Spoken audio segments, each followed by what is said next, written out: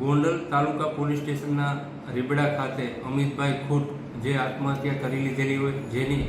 ગોંડલ તાલુકા police station ખાતે FIR register કરવામાં આવેલી. આ ગુનાના નાસ્તા પડતા આરોપી અનુરીતસિંહ જાડેજા રે રીબડા વાળાએ નામદાર ગોંડલ કોર્ટમાં સરેન્ડર કરતા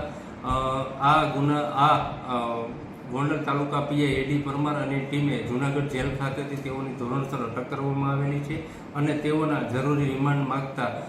2 દિવસના રિમાન્ડ આપવામાં આવેલા હતા. તેમજ આ ગુનાના નાસ્તા પડતા આરોપીઓને પકડવા માટે મહેરબાન આઈજીપી શ્રી અશોકકુમાર યાદવ સાહેબ તેમજ રાજકોટ ગ્રામ્ય એસપી શ્રી વિજયસિંહ ગુજર સાહેબની સૂચના અન્વયે એલસીબી પીઆઈ વીવી ઓડેદરા તથા તેની ટીમ દ્વારા અતાઉલ્લા ખાનગી રાહે આ ગુનાના નાસ્તા પડતા આરોપી અતાઉલ્લા ખાનને આજે વહેલી સવારે અટક કરવામાં આવેલ છે અને આ અતાઉલ્લા ખાનની